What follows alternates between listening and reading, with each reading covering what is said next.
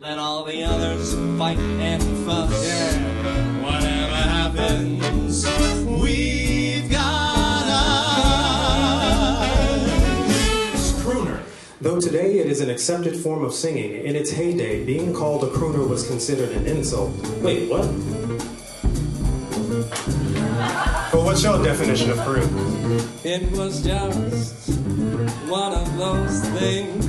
I won't cry, no, I won't shed a tear, just as long. Well, I wanna make love to you tonight. I can't wait till the morning is come. This is mine, you can take it, as long as I know that I have love, I can make it. For once in my life, I have someone who needs. It's a new dawn, it's a new day, it's a new life, it's a new life for me. And I'm feeling good. Lost in gold, sweet song keeps Georgia on my mind. Hello, Mark. Hello. Maestro, how are you? Thank you. You don't have to call me Maestro. That's it's okay. Anybody, it's like a Seinfeld episode. Anybody who calls himself Maestro is taking themselves way too seriously. But anyway, I appreciate the thought, though, Julius. I should call you Maestro. Oh, no, goodness gracious. I wish. So where do I find you guys? I'm in San Pedro, sort of South LA area. Mm-hmm. Yeah. Mm-hmm. And I, Wichita, Kansas at the moment. What are you doing Hanging- there? I'm hanging out in my alma mater town, the first place that ever gave me a musical theater gig. My first year, hired me to come to an outdoor concert, Smokey Joe's, which we are in rehearsals for right now. For which show? Smokey Joe's Cafe. Oh yeah. Loeb and Lieber and Stoller. Stoller. Right. Yeah. I've seen the show. It's a good one. Yeah, it's a good show. Excellent. All right, this is Jung-Ho Park, conductor with the Fremont Symphony, and I'm joined here by two artists who will be performing with us in this coming fall, and I can't wait because I've never worked with them before, but their background is something I'm very excited to find out about. So welcome, Julius. Welcome, Mark. Thank you so much. Glad to be here. Thanks for having us. It's my pleasure. If I may begin with Mark, because and actually, let me start with the both of you, because the question is an obvious one. Usually when you have some kind of review show, they're singers of the same type, right? Broadway, blah, blah, and or jazz, blah, blah. But how did you find each other? It's a good question. We were, I literally just moved to Los Angeles. I had been on the road with a show called Motown the Musical and decided I would sort of set down some roots in Los Angeles. And I auditioned gig bands, just doing wedding work and things like that, just something to have some money coming in. And they were looking for a singer like me who can handle the Motown, the pop, things of that nature. And I got hired. And in that same group was Mark. I heard Mark sing. It was fantastic. And I know that he sort of felt the same way about me once he heard me sing during sound check. And one night in one of our gigs, which we were in Arizona, right, Mark? That's right. Yeah. Yeah, we were in Arizona on an away gig. And we sat down one day and we were like, man, I really enjoy what it is that you do. Would you ever want to consider like doing something together, some kind of show? We didn't know what it was or what it would be. But we sat down that night and we decided we were going to make some art together. And sort of the rest is history. That's very unusual. Mark, what was your take on it as well? Yeah, I mean, Julius got it right. I mean, I heard him in soundcheck and throughout the gigs that night, and it's amazing. I mean, Julius's voice is really one that just comes along with some generation. Like it's incredible. You're just blown away by his control, and then as well, he's an incredible person. this humility and sort of getting to hang out with him. So not only getting to make great music together, but to really have a great time together making music. So we hit it off right away, and we're sharing music, some that we both knew, and getting to be exposed to new music we hadn't heard before. And so it was just a great synergy right from the start. To put together a show and to balance each other out and have the show flow, that's the kind of tricky thing. If you're doing a jazz set, a straight ahead jazz set, that's one thing. But if you're going from Broadway to from Motown, because and to big band swing, and of course I think that hits all of the sweet spots in terms of audience appeal. And one of my things that I believe in is variety. If you hate something, just wait a couple of minutes. You're going to love, what you're coming up. And your show is like really like 3 or 4 shows in one. And so how do you create a flow to the show, and how do you decide what to do together occasionally during the show? Yeah, well, I think when we sat down to write our show, we wanted to tell it from the perspective of singers that we really enjoy, that inspire over the courses of our life. And music is really, we all know, music is that universal language. You can be from anywhere in the world and know a Motown song, and it touched you at some point in your life. Now, the thing that happened in your life may be the difference. Like it may be this was a song that I played at my wedding, or this was a song that was played when my child was born. But it could be that exact same song. So it's taking all of that music that has really inspired us over the years and sort of led us down the path that we are on, and then putting our story on it and telling why it is inspirational to us. And it really sort of weaves together seamlessly when you do that. Well, yeah, and I kind of want to jump on that and say, it's not just a collection of songs. Like we really do tell personal stories about why these songs matter to us, and also to both of us as the Kings of Soul and Swing. And it's kind of impossible. We both have our theater background, so we're not just going to sit there and sing songs. We want to really take you on a journey and have it be an experience that you go on. So, Mark, what was your theater background? Because Julius's is kind of overt, but talk about yours. Yeah, so I actually went to school for theater. Not jazz or music or anything that I've sort of fallen into over the years. And I continue to teach young people playwriting here in South LA. And so I'm still connected to the music theater sort of experience, but not as heavily as Julius here. But yeah, so I love theater. I love musicals, and I'm still steeped in it. So yeah. So much of the repertoire comes from musical theater that got adapted in the 1950s and 60s in such a beautiful, hip way. Of course, Sinatra did a lot of those, but just about everyone, translated them over. And you performed with the Glenn Miller Big Band, still do, correct? That's correct. Yeah, I've been touring with them for coming up on 9 years. It might be 10 now. With the year with the lockdown, it sort of threw me off. But it's been a long time. I've really grown up with the band, for sure. And does the band mainly focus on music from the 1940s and 50s? Yes. Although we since we do so many shows, we do like to mix it up a little bit and sort of do some of the more later arrangements in the 60s and 70s. But it is mostly trying to give an experience of the 1940s and sort of the World War II era. And so it's Glenn Miller and his contemporaries. We'll do some Tommy Dorsey as well. And it's a really special opportunity to get to sort of carry the torch, as it were, and share that music.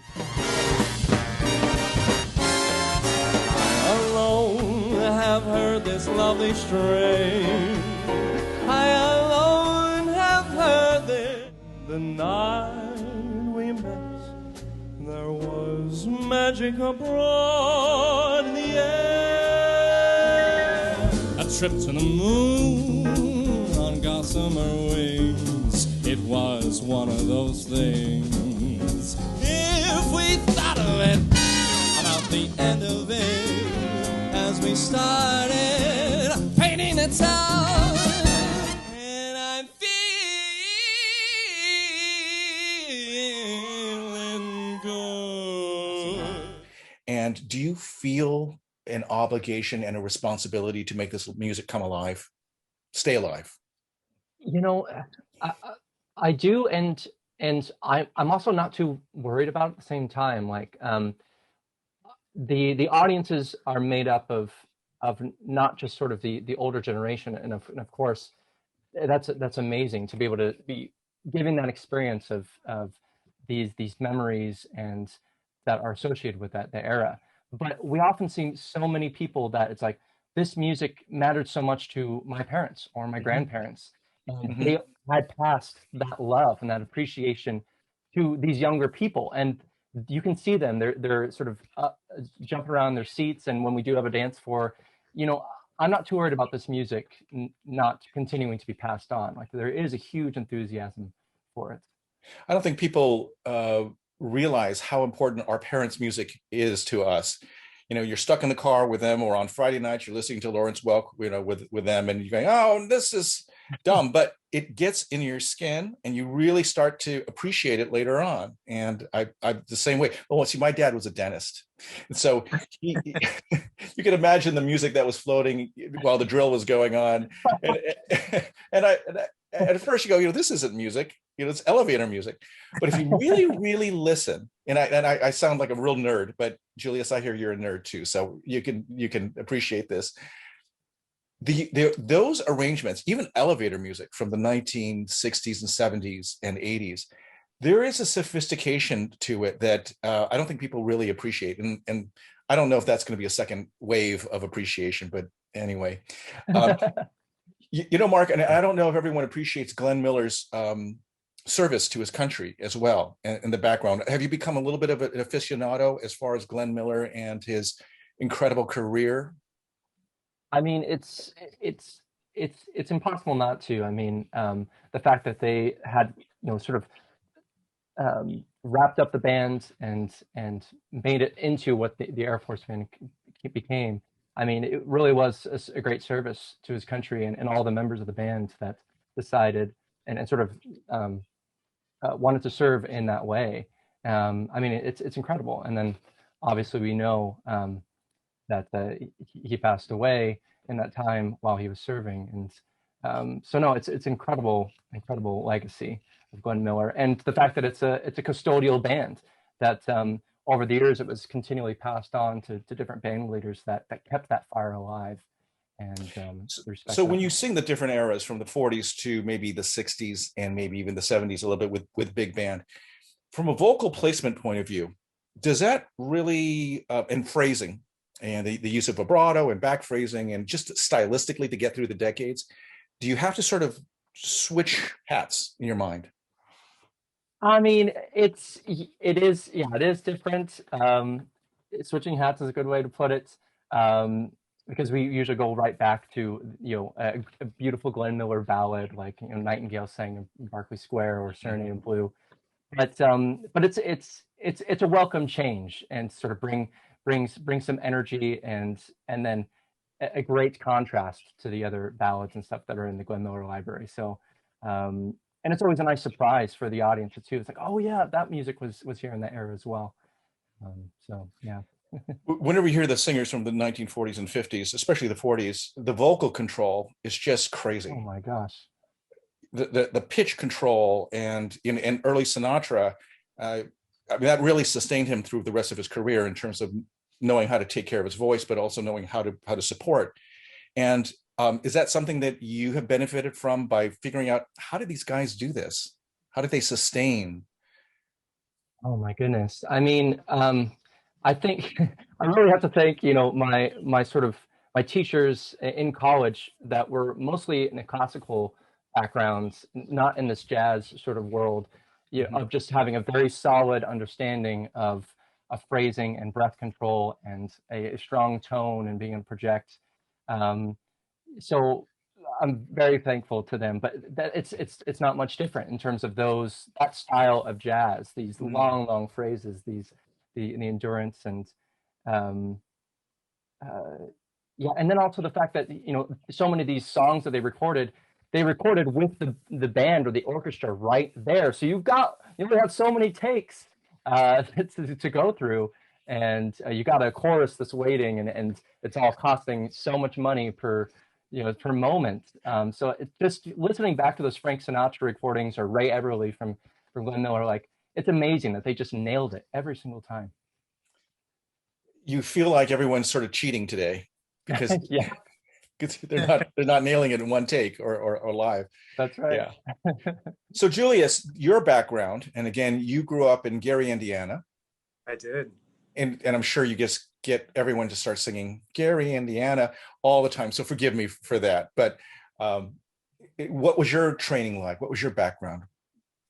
I grew up singing in church and listening to the Jackson Five and lots of, and that was sort of the gospel was the lens through which I discovered music and to sing. Trained here with 3-part harmony and choir, and it having all oral skills, call and repeat.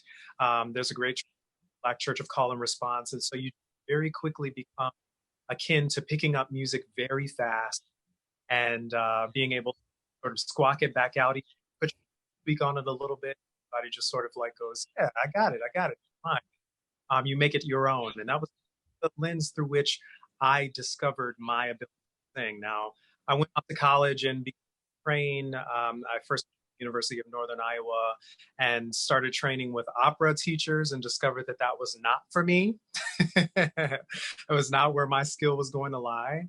And eventually moved over to Kansas and began to train in musical theater singing, which felt a lot more, just felt a lot closer to what it was that I was going to be able to do on a daily basis and what I could sustain. So, but when you studied classical a little bit, were you told that you needed to, if you were going to have a career in musical theater, or you should do that? Well, when I started in classical, they tried to drill out of me everything that I had learned growing up. It immediately came at it from a place of this sort of improvisational singing that you're doing does not have the value that you think it has, and that to me was sort of tough. It was I'm sure it was just those teachers, because I'm sure that other people can see the merit in a thing like that. But that was the thing that sort of sent me in the direction of musical theater. And once I got into my musical theater training, they took everything that I had already learned and just added to it, added technique to it. They didn't try to overhaul or revamp the sound that I had created growing up, which I took faster to. Yeah.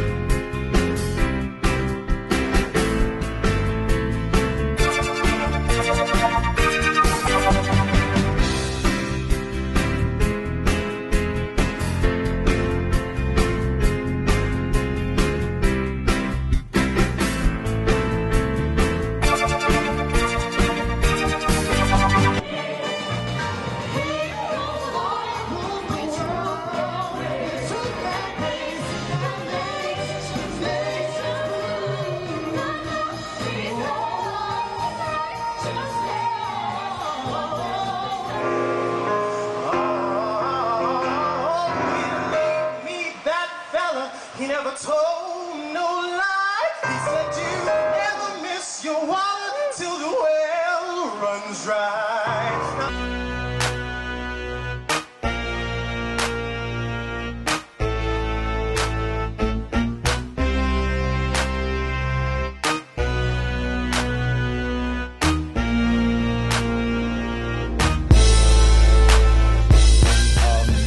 Talk about a little bit about, I know your resume is quite long, but some of the highlights of your career in terms of musical theater and professional advancement?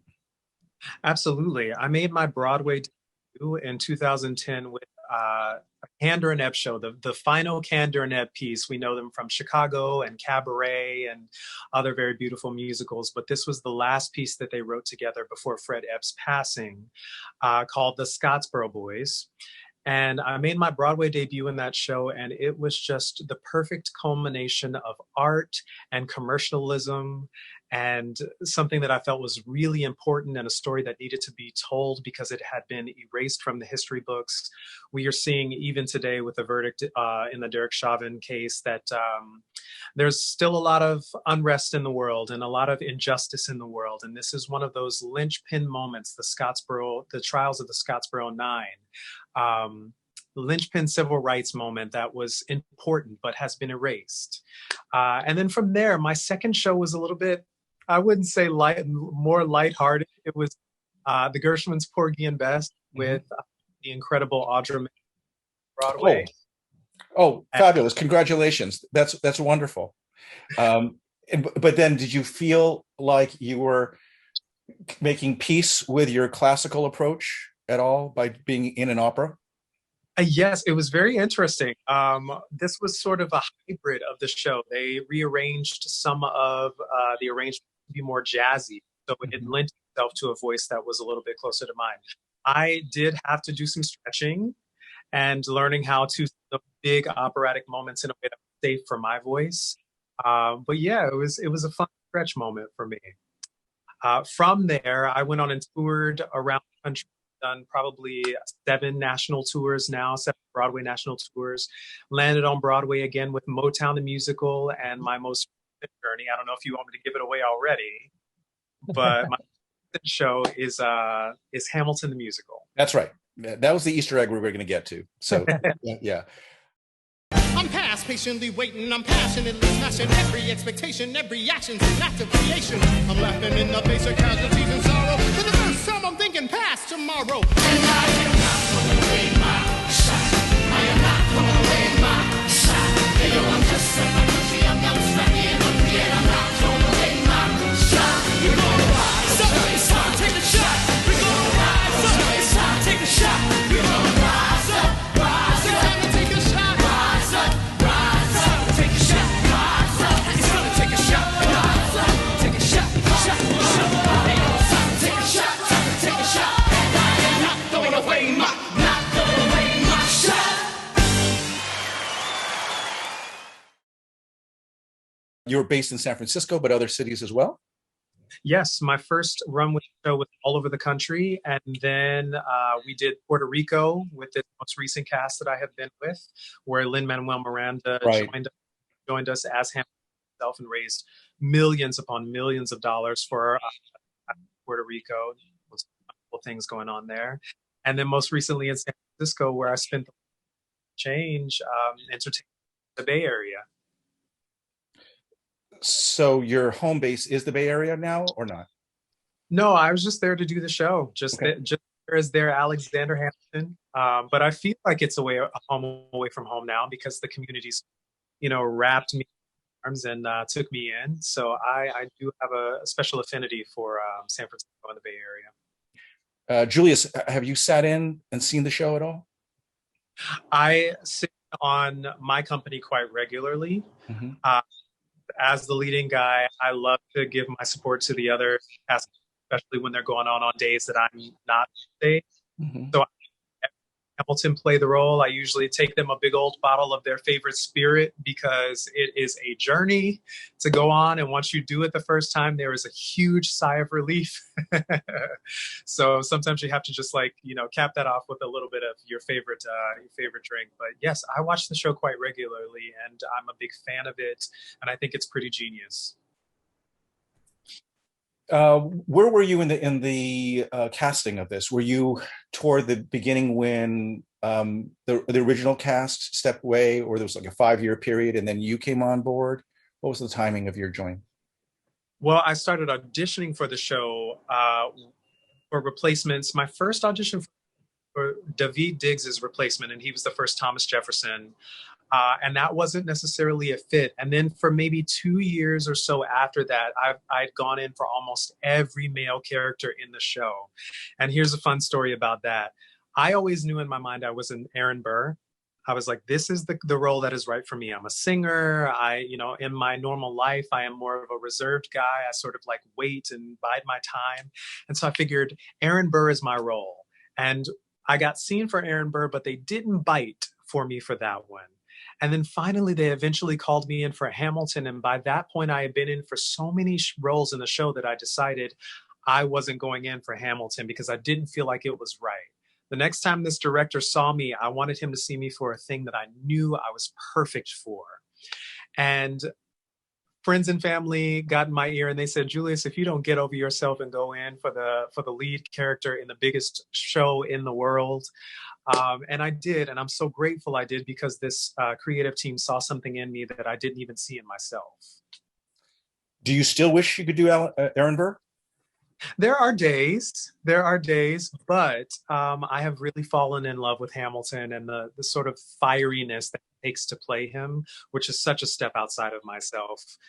So I'm happy where I am, even though I would love every now and again to step into those other shoes. So you're doing Smokey Joe's now, but Cafe. Will you go back and do Hamilton when it's up and running again, or no? Oh yeah, I'm looking forward to it.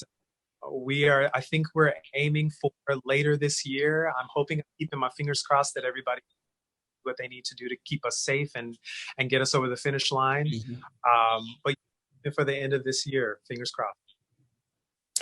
So I think it's great. You're not just stepping aside, but you're still singing and working and doing Smokey Joe's Cafe.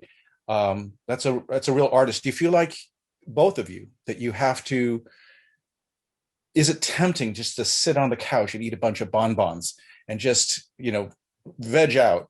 Or do you feel like, I'm scared to not keep my voice in shape? I don't know. I find it hard to sit still for this long. I've been trying to work on as many things as I can, or try to continue to develop. Yeah, continue to sing. It's or just staying connected with friends in the industry and continue to try to make music, either as recording projects or doing some virtual events or concerts and stuff. So no, I feel restless this whole year. I can't wait to get back. Yeah. Wow. And I tell people all the time, I am one of the biggest. I'm busier than I've ever been in my life.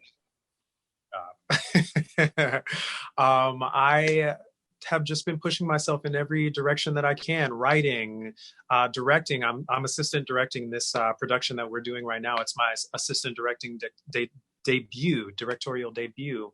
And I'm just pushing myself in many ways that I can. I would love to sit on the couch, but there's nothing in my spirit that allows that. So, being a conductor, I always say that it's very dangerous bug, because once you get the bitten, it's hard to go back. Is that the directing bug something that has been growing inside of you, and you go, what would it be like to actually be able to imprint my vision on a work?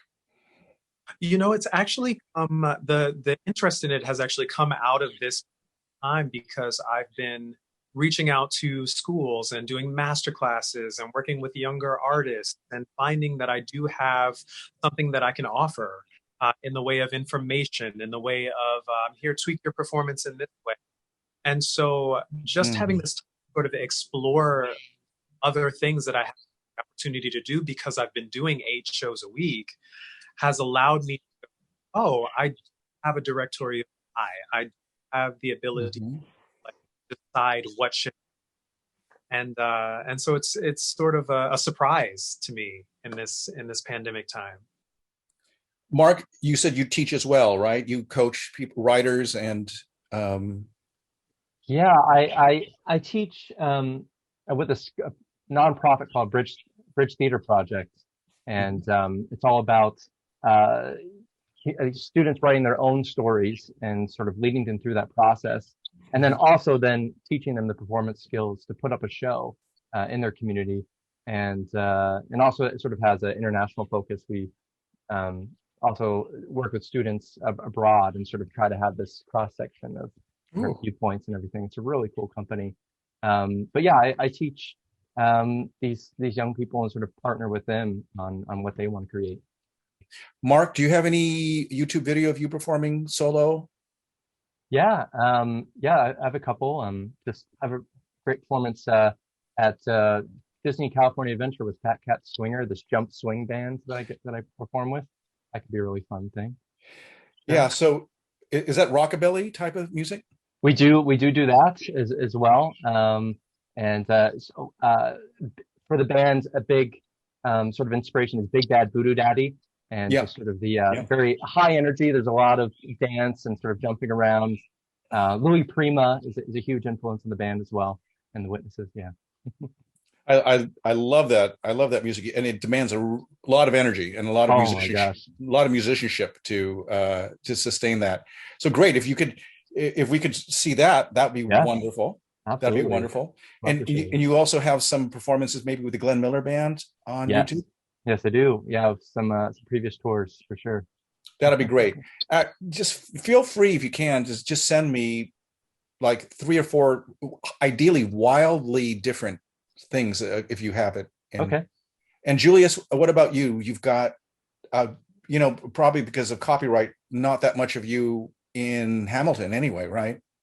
Well, we've got a little bit of B-roll that I can at send you, and you can pick and choose from that. Okay. I've got some from other shows that I've done, like at City Center and things of that nature. I've got quite a range of way. Right. And so let's finish up and talk about the show that you guys have put together. Do you basically have one show, or does it keep morphing? We have several shows. We have actually, several shows we've been working at. Yeah. that we're planning on doing for you all is constantly in flux, because we like to add in new pieces that we have fallen in love with. Like most recently, we've taken 90s R&B music and giving it sort of a jazz swing, or like a jazz set to it.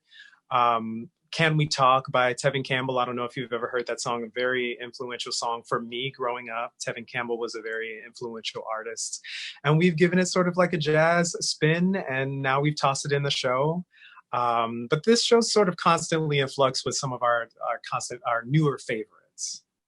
That's right. But we do have sort of through lines of some great mashups or medleys that we sort of come up with. One of them being For Once in My Life. We sort of start out with Tony Bennett's very rubato jazz version, and then it quickly picks up and goes in the Stevie Wonder version to kind of get the best of both worlds there. And we trade lines there. It's so anyway, there's those sort of pieces that we always keep in the show and are always crowd favorites.